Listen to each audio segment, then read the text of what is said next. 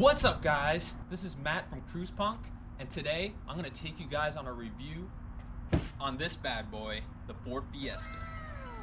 All right, first let's get the specs out of the way. You got 27 miles per gallon on the street, you got 37 miles per gallon on the highway, and this thing has a whopping 120 horsepower. All right, first let's talk about the design in the front. Now, you know, we all know the Mustang is modeled after the horse. I don't really care about the other stuff, but this, my guys and girls, this is modeled after the mouse. Now, if you take a look at the aerodynamics, this is the ears, and this is the eyes, and the shape is like a mouse. And the reason why Ford did that is because if you think about rats, mouses, and all that, they have the ability to weave in and out of things, and they got a pretty good aerodynamic because they take off like that. And you know, that's why they put this design on the car, is because, you know, when you're on the road, you're trying to get out of the way, you know, especially near the city, on the highway city, you can get in and out of the traffic really fast with a packed in 120 horsepower. All right, guys, now we're at the front end of Mickey. And like I said, Ford put a lot of effort and time in designing the front end of the car. Now, if you come closer and you look at the cracks and the gaps in the car, it's so flush that if you were 20 meters away from the car, you can't even see if it was one piece or separate pieces. Now we're on the side of the car, and if my measurements are correct, it's about the wingspan of Yao Ming. Okay?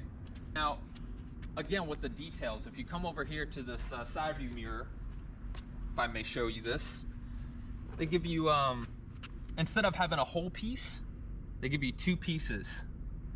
You know, one like a regular side view mirror, and the other one kind of tips back like a dump truck. Now, you might be questioning yourself, can you control both mirrors at the same time? And the answer is absolutely not. It's just one piece. All right, now the back end of the car is, like I said, it's pretty compact. We got the spoiler up here. It looks like, again, Ford did a really great job on making the design. It's completely, almost basically flush within the car. And you got the brake lights right here. Pretty nice. I like that. Now we got these, not a lot of cars come with these anymore, unless you have like a 2000 Acura Integra, but who has those anymore? But these are windshield wipers for the back of your car because you might need them sometimes. Now, if you look at the Fiesta symbol on the car, the badge, now if you look at it, for some reason, they had to put a red dot on the eye. It makes no sense, but I mean, if Ford thinks it's cool, I think it's cool. Now, this is the SE model, and you're asking, what does SE stand for? It stands for super exciting to drive. All right, now I'm gonna show you guys, you know, the trunk space. Also, automatic. This is about the maximum amount of stuff you can really put in here, and it's a decent amount if you're single. When they thought about designing the trunk, they keep it really minimal, you know, for all those minimalistic people out there. You know, it's pretty simple. You know, you can fit maybe a laundry bag or two, and you know, some drinks, if you know what I mean, and a pair of work shoes. Now I'm gonna show you guys what's under the hood. All right, let's pop this baby open. All right, as you can see, Ford designed the inside of the engine bay black. All right, that's pretty unique because usually a lot of other companies, they like to put a little bit of that, you know, tang in there, but Ford likes to keep everything simple and basic. Now, if you noticed, no, I did not take the engine cover off. It didn't come with any. And the reason why is that it's easier for people like us, the tuners, to work on the cars and modify the cars the way we want it.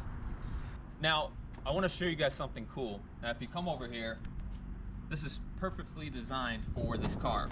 Now, this is what I like to call the leaf catcher section. Now, you know, a lot of cars, they have it all over the place, but the way they design the aerodynamics to go all the leaves gets to blown on both sides of the cars. So this way, as a car person, if you want to clean, you know, the car, you just go in there and you pick it up and you throw it out of the car and you're all set to go. And you know, like I said, the car's pretty simple and basic, easy to use. Now, I like to say the outside of the car is for people to look at, and the inside of the car is people to work on. All right, guys, now I'm going to show you one of the best parts of the car, the inside of the car. First, we're going to take a look at the back of the car, and then we're going to move to the front. All right, if you guys want to follow me inside. Now you can see there's a lot of space in this car. My head's not touching the top. That's a plus. Now, far as cup holder space in the back of the car, because most of the time you're going to be single while you drive this car, you're not going to really have anybody in the back, or maybe even the passenger side. So who cares about the back, right? So let me put one cup holder here. You know, one cup holder, and maybe a little bit if somebody is willing to donate you some money during the time you drive them.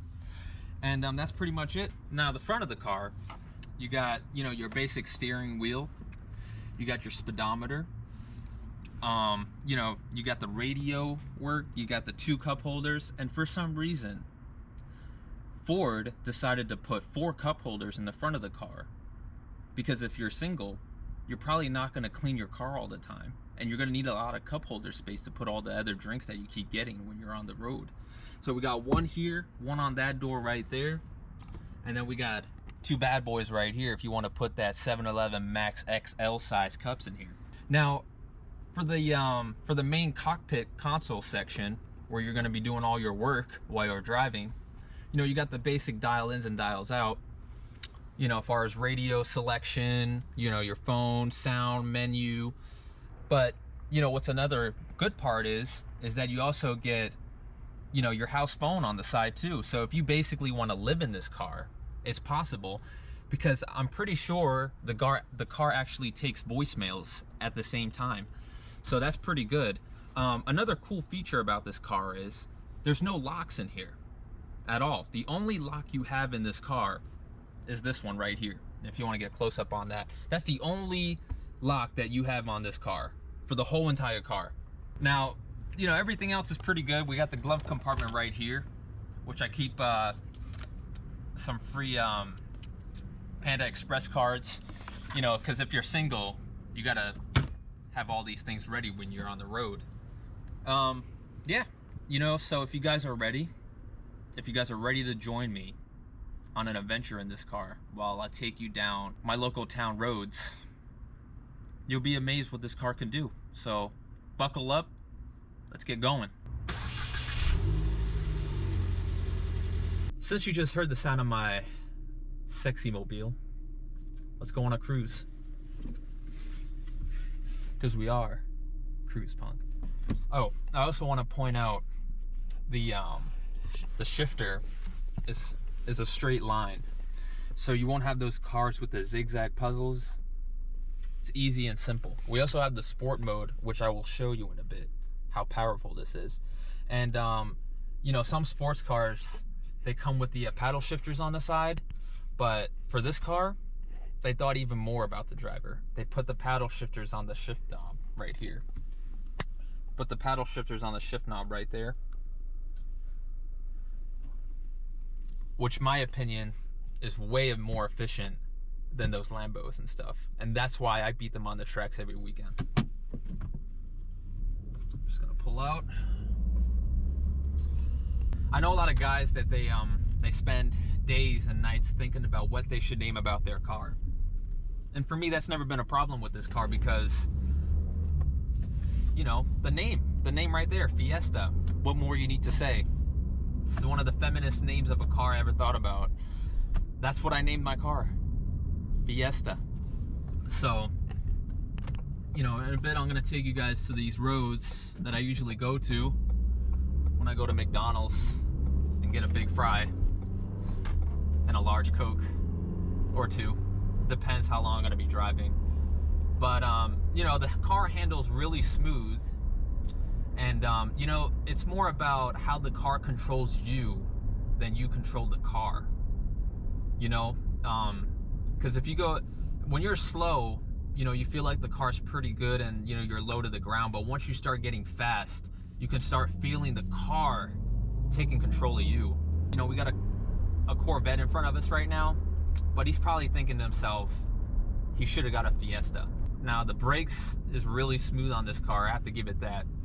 It brakes really fast and really smooth. You don't really even feel anything. The push off on this car, or some would like to say the takeoff, or you know, more you know, PhD level people like to say, the acceleration of this car is really smooth.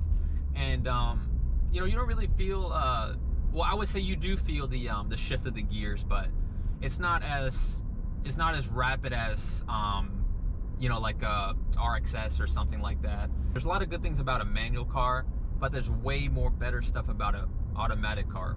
You know, I can drink a Coke with one hand, eat a pizza with the other hand, talk to my mom on the phone with my shoulders, and drive with my knees. You know, that's a lot of skill that you can't do on a manual car. Another thing is the AC system in here works great. I clocked in about 2 minutes 34 seconds from starting my AC all the way until I feel the AC starting to get cold in the car, and that's really fast. You know, I've been in a Jetta, a 2019 Jetta before, and it took about 3 minutes and 22 seconds for the car to get cold. And you know, I'm not trying to say that, you know, this car is the way to go, but this car is the way to go. I got the seat all the way back right now, just enough room for my leg to feel comfortable using the gas and the brakes. You know, and like I said, you know, most of the time if you're driving this car, nobody's going to be in the back. It's basically a 4-door sports car 2-door coupe. You know, the most of the time you might have your mom sitting next to you, taking you to the grocery store and buying your grocery for you. That's probably one of the only times you're gonna have somebody sit on the passenger seat. To 4 people, it's small. To 3 people, it's small. For 2 people, it's decent. But for 1 person, you got all the room to yourself. Right now I'm gonna give you guys some pulls on the regular D mode. Woo! Woo! You hear that shift right there? That's what I'm talking about. That's a lot of power. Woo! Can't handle it. This is the fastest car I ever got. My last car was a 2006 Hyundai Tiburon, and that pushed about 110 horsepower on a good day. I gotta say, this car was a big step up for my single life. Now, as we're approaching this hill, I have to put a little bit more power to it, and it's not because, you know, the car can't handle it. It's just the way the car is made. It's made to hold you back a little bit because it's too scared that you're going to use all that 120 horsepower right at the time, because a lot of people can't control it on the first hand. So the way they designed it is when you're going uphill, you have to kind of step on the gas a little bit more, because the way the mechanics work, it kind of holds you back a little bit so you don't lose control of the car. All right, guys, I know you guys want to see the sport mode right there. All right, guys, show you what this car is all about. While we're waiting on this traffic to pass by, I also want to talk about some of the suspension and stuff like that. Suspension is pretty low to the ground. The wheel and body separation distance is about 6 inches. That's good when you're on some cracks or some bumpy road. You know, you feel it, but you don't feel it. It's running off a stock suspension right now, and it'll probably never change for the long time of this car's period of time life. I'm gonna pull on this wrong. I'm gonna give you guys a small pull real quick.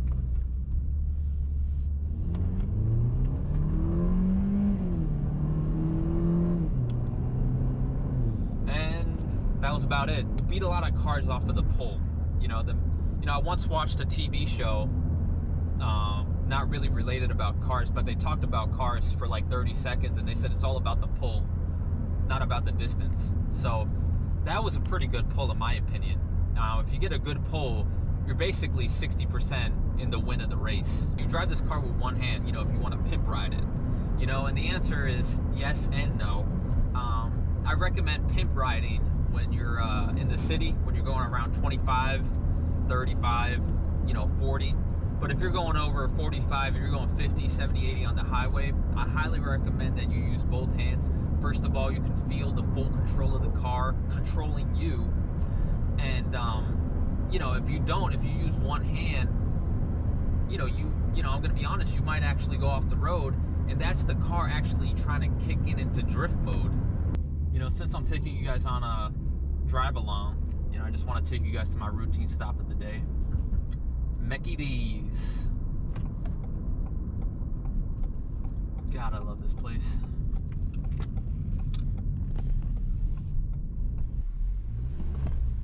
Whoa. How may I help you? Hi, can I get a large Coke?